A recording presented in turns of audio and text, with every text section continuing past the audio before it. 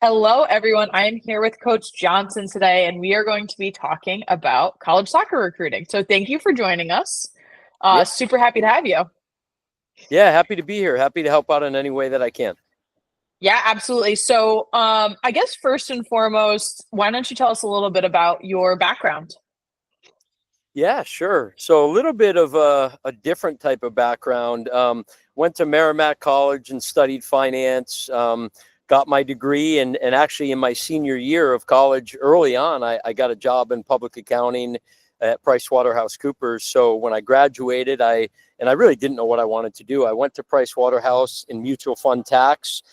Did that for 2 years. Realized after about 2 days it was not what I wanted to do. But stuck it out for a couple of years because it was a really reputable company. And then Right. during that time period, try to figure out what I really wanted to do. And for me, everything has always been about being active and being outdoors. But also my favorite time was the college age, playing soccer and being around kids at that age. So I decided to try to, at the time I was thinking pursue administration. So I'll look to be a college athletic director. So I went back to Springfield College, got my grad degree in athletic administration, did an internship at UMass Lowell in admin. And while I was doing that, I was a high school varsity soccer coach. And then I was the first assistant at Merrimack on the men's side when I was at UMass Lowell. So I always kind of kept involved with coaching. Then I got my first full-time job at American International College in 2005, was a director of compliance there. And ironically, they told me that I would not coach. And then 6 months later, they hired me as the women's soccer coach. And so, I guess that's kind of where the soccer stuff took off. And I ended up, taking over the soccer program in December of 2005 and stayed on as both an administrator and soccer coach until 2014. And we had a good run in women's soccer. And my last year coaching there, we made the Final Four. But then I was offered the opportunity to become the athletic director. And I had to make a difficult decision. I couldn't do both. So I gave up coaching, became the athletic director, did that for about 7 or 8 years, but never felt really at ease with that decision. For me, coaching has always, been my favorite thing to do. And so after 7 or 8 years, I stepped down as the AD at AIC and ended up moving on to Franklin Pierce. And I've been the head women's soccer coach at Pierce for about 4.5 years. And ironically, about a year ago, they also made me the athletic director. So I saw that. Congrats. I'm doing both. I'm doing admin and coaching, which I'm somewhat used to. I've been an administrator and coach for probably 9 or 10 of my 20 years in college athletics. So that's where I'm at right now. That's great. Yeah. And, honestly, we love to hear different stories and different paths of getting there because I think people sometimes think, well, oh, if I don't follow this exact path, even when it comes to recruiting, then it's not going to lead to this outcome. But that's definitely not the case. There are plenty of ways to always kind of get into, professions or colleges that you kind of didn't expect or wanted or, whatever it may be. So love the story. And as you can imagine, both help the other, so being a coach, so having coached for a number of years, when you're in an administrative role, you put your coaching hat on. Okay, well, I've got to make these decisions, but how will that impact the coaches and the student athletes, and vice versa? When I'm in the other role, when I'm in my coaching role, oftentimes I have to say, well, if budgets are being cut or this is happening, I put myself in my admin hat on and say, hey, sometimes these things have to happen and you have to get creative and find ways around it. And so I think that both have kind of helped me out. Yeah, that's great. And then when it comes to recruiting, what are some attributes that you're kind of looking for specifically in the women's soccer players that you recruit? Yeah, we say to every recruit that we talk to, there's 4 things that we look for. The first one is by far the most important one and has nothing to do with soccer. And that is, are you a great human being? So very, high character, low maintenance, somebody that's going to fit in really well with our culture. We don't want to babysit. So if we can eliminate a lot of the potential issues on the front end, then we feel that will lead to a lot more success on the back end. And then from a soccer standpoint, every coach is different, but the things that we look for and we found success with, there's 3 things. The first one is based on our style of play. we're very possession oriented, put it on the ground, spread the field, knock it around. So we look for players that are very comfortable on the ball, very comfortable in a possession-based system. And then the other two are players that have very good speed and quickness. And the last one is someone that is high energy, tough, someone that's going to work really hard, and is as committed to defending as they are attacking, as committed to attacking as they are defending. So those are the types of things those are the four things that we look for when we're looking to bring in players. Awesome. And you mentioned like low maintenance and not having to babysit, which totally agree with. But can you maybe expand on that for any parents or recruits listening so they can kind of understand what that really means? Yeah, I think attitude is everything. So we talk a lot about it's not just about soccer for us. What is going to lead to success after college? And on the women's side, at our level, 99.9% of these kids are pursuing their degree. You know, we'll have some kids that go on to play professionally, but the large majority are looking to be physical therapists and physician's assistant, nurses, and whatnot. So we talk all the time about the older I get, the more interested I am in attitude, and the more that I value attitude. I think when you're young, you think that intelligence is the most important quality. And as you get older, you start to realize that the human beings that have a great attitude and that are willing to grind are the ones that are more successful. It's not about being smarter. So we talk all the time about having a tremendous attitude. So when we're out recruiting and we're looking at players, we have no interest in players that are not coachable, right? They're talking back to their coaches. They're getting on their teammates. They miss a shot or they do something wrong and they put their head down and their head stays down for a while. Those are the types of kids that we try to avoid. What else would be players that are focused on themselves? So, we all know the player that, after the game, you say, oh, how did you do? Maybe you weren't at the game. How did you do? Well, we lost the game, but I scored 2 goals. We don't have any interest in players like that. So for us, I'd be more interested in a player says, yeah, we lost a hard-fought game. I was proud of my teammates. We battled till the end, and we didn't give up. We did everything we could to try to win that game, and it just didn't work out in the end. So those are the types of things that we're looking for. Players that really have great attitudes, that are thinking team first, that are not going to criticize or put down their teammates, that are very coachable, that when things get, I say to the team, I coach club as well. I say to my club team all the time, at halftime, if we're playing a team that is better than us and maybe we're down 2 or 3 goals, I say to them all the time, you know what? Here's what I'm looking for in the second half. The players that don't give up, the players that dig in and work really hard, the players that have great attitudes despite the fact that things aren't going very well right now. Thankfully for us, that doesn't happen much to us at the college level. We're a pretty good team, and very, very seldomly is somebody going to be, beating us 2-0 or 3-0 at halftime. But there are situations where you're dominating a game and maybe you get unlucky and the other team is winning 1-0 at halftime.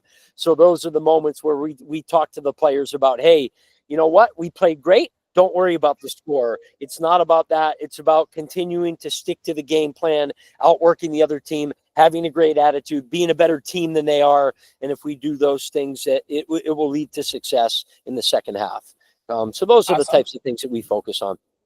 Yeah, those are great qualities that we're looking for there. And then when it comes to, events that you typically attend or have your assistant coaches attend or, whoever on your team, what is your strategy as far as like where you're recruiting from in person? Yeah, our sweet spot, as you can imagine, we try to identify because we don't want to waste our time. Where are most of our players coming from? And so for us, it's New England. So the large majority of our players, we have 2 teams. We have a very big roster. We have 52 players. So basically, I would say about 45 of our players are from New England. So we spend most of our time and effort getting out to events within New England. And then we are going to be going to the one-off. So we're going to be going to probably a GA or an ECNL event in December. We're going to be heading to Florida to an ECRL, ECNL event in January, Lakewood Ranch out there. and then we'll head to Sousa, which is somewhat regional.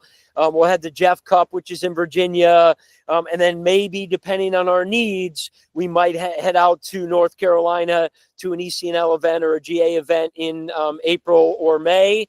But other than that, a large majority of what we're doing is within New England. So in the summer, we're going to a bunch of ID clinics in New England. I'm working a 3-day camp at Bentley next week. We've got another coach working a 3-day MAPS ID clinic at Stonehill at the end of July. We're heading to 2 or 3 ID clinics in July. Aside from those, locally, probably Next Step Academy, an ID clinic at CFC, and we're going to be going to the Thanksgiving Showcase, which is an NEFC event.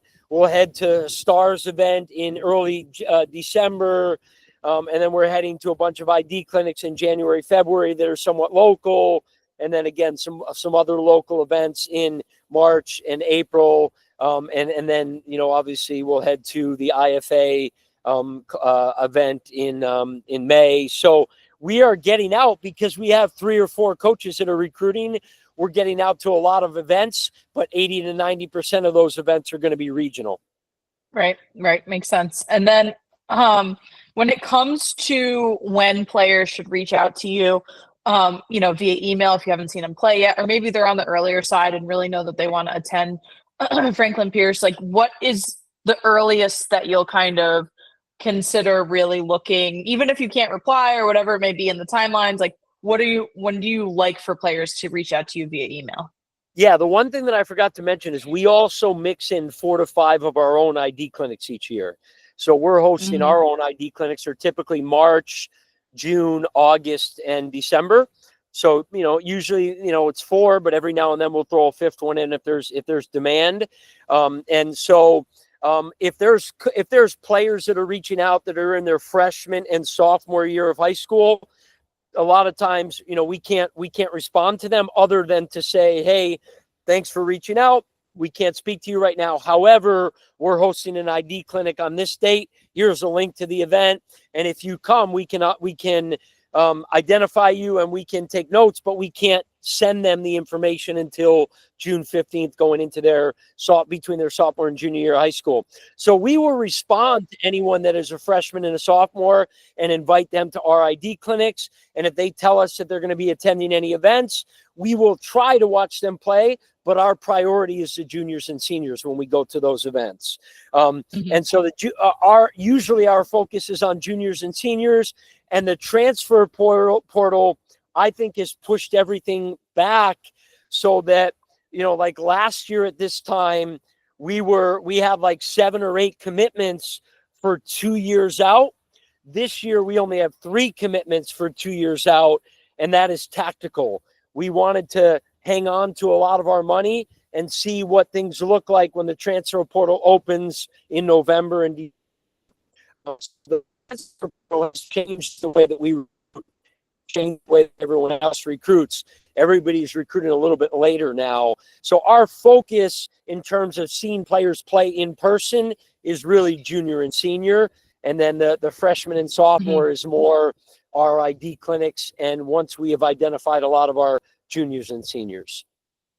Yeah, and to your point, I think it's changed recruiting in general as far as the transfer portal is concerned. It's not, just specific to you, but I think it's really important for high school players to note that, right? Because it is a little bit of a different mentality versus, 10 years ago, let's say, or even sooner than that, but we'll just stick to 10 years ago in general. But there was no transfer portal. It was a different process. So it is definitely changing it. And then any mention that you think of anything that the high school parents or players kind of need to know about the house settlement and how it's impacted you at all? And how do you, kind of view that as a coach? Yeah, that's a great question. We talk a lot at the Division II level because we all want to be strategically positioned to take advantage of this. We think now, I believe I saw something yesterday that said that the roster limit was passed, but it's not going to take effect until the current kids have graduated. So it's not pushing the current kids out. So what we believe is going to happen is there are going to be thousands of fewer opportunities at the Division I level. So we're going to start to see that those those kids that were playing Division I that unfortunately found themselves in a situation where they no longer had a roster spot. The high level of Division II, I think, is going to be a sweet spot for a lot of those kids. So we're gearing up for the days, it might be 2 or 3 years from now, when the new kids, that starts to affect those kids. And I think you're going to see that trickle down effect. And the top level of D2, like Franklin Pierce, we are going to benefit from those rules. So we're excited about what we're going to see in the future. Yeah, absolutely. And then, I'm glad we're kind of talking about the D1 side of things here, because one of the things at two-a-days that we like to talk about is this D1 or bust mentality, and how there's so many other opportunities out there that people sometimes don't consider because they have that mentality of the D1 or bust. So can you kind of talk a little bit about just like benefits of looking outside of D1, and what D2 provides specifically, and some things that people may not even consider or know about? Because again, like, it's so important for people to understand. I'm a D3, I'm a D3er. So, I'm very passionate about this topic, but there's so many other opportunities outside of Division I that people sometimes don't consider. So any thoughts on that? Yeah, a lot of thoughts. I mean, I spend my entire life trying to have those conversations. So, a large Same. percentage, a large percentage, I would say 90% of the kids that we're recruiting are focused in on Division I. And to an extent, I get it. I mean, these families have committed their lives for, 10, 12, 15 years to playing, ECNL regional, GA, GA aspiring, whatever it is. They've spent a lot of money, a lot of time away from home. And I think that it starts at the parent level where, I get this all the time, where the club coach says, hey, mom and dad, or it's not even the kid, mom and dad are saying that they've got to go D1. And I think that the parents view it as, hey, we've invested a lot of time and effort and a lot of money. And they almost view it as like a failure if their child ends up at anything other than Division I. And what we do is we try to educate these families on, hey, listen, when you look at the Division I landscape, like 80% of it are small Division I schools that, everybody thinks Florida State and North Carolina and, Clemson and UCLA, those schools are in the minority. Those schools are the Power Four are the minority. The large majority of Division I schools are smaller Division I schools that if they played those Power Four schools, they can't compete with those schools any more than we can. So our message to a lot of those kids that are looking at both are, come and see us play. The reality is, in the spring, our entire schedule is Division I. We play all Division I programs. And in those games, we are every bit as good as most of those programs. We tie them, we beat them by a goal, we lose by a goal. In the flow of play in most of those games, we have the ball more than they do, or we have the ball, equivalent to what they have the ball. The games are very even games in most of those games. And in some cases, we dominate the ball. And so for us, we say, we're losing a lot of these kids to these small Division I programs that in the last 20 years maybe have never made the NCAA tournament, whereas we make it every year, and we're going to compete for a national championship every year. So our message to these kids is, hey, come play at a very similar level for a team that is as talented, if not more talented. But you know what? Our season is not going to be over at the end of October. We're going to play another month and a half into mid-December. We're going to play a lot of meaningful games in November and December. We're going to play 26 games instead of 18 games or 19 games. And we're going to have fun, because who doesn't like to win all the time? And the other thing is, we are intentionally going to create an environment where it's not like a job. You have time to do other stuff, to get an internship that helps you to get a job when you graduate, join a club or organization. You're going to have time to go home and spend more time with your friends. So tactically, we are trying to create an environment that is different than the Division I environment. And so these kids, they come in. We've had 7 or 8 Division I transfers in the last 2 years, and they all say that the same thing. Coach, The level is the same. I feel like we would beat the team that I'm coming from if we played them, but we play a lot more meaningful games at the end of the year, and it's a heck of a lot more laid back, and we have a lot of fun. And so that would be my message to families. Don't rule out, the NESCACs and the higher Division threes are better than a lot of these, small Division ones. We're scrimmaging Amherst College in the preseason. I fully anticipate, I think we're going to be a top 5 Division II team in the country this year. I fully anticipate that Amherst game, we'll beat them by a goal. We'll tie them. We'll lose by a goal. They are a legitimate Division II team. I think what you said is very important for people to understand. It doesn't matter the division. There are some top Division threes that will beat a lot of the D1s. There are some top D2s that will beat a lot of the D1s. Or there's some lower level D1s that will beat a lot of the mid-major Division ones. So, I don't rule anyone out based on division. Totally agree with you. I'm so glad that we covered that. So important. And then last thing really quickly, because I know you have to go here, but if a player is looking to learn more about you, your coaching style, or, attending Franklin Pierce, any way to connect with you on social media, or how should they get in touch with you? Yeah, the best way is everybody just emails me directly. And we respond to everybody. And usually our response is we'll watch the video. If we watch it and go, whoa, this kid is really good, we're going to be inviting them not only to an ID clinic, but probably saying, hey, we're going to try to get out to one of your games in the next month or two if they're somewhat local. And then the large majority we're at least following up with saying, hey, here's our next ID clinic. Do your best to try to get there, because that's where we can identify you and narrow things down. And then from there, that allows us to get to more of your events.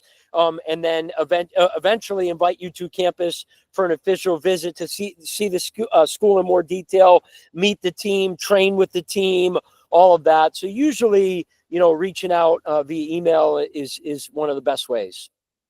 Awesome. Thank you so much, Coach Johnson, for your time. This was amazing. And have a great day. Absolutely. You too. Have a good one. Thank you.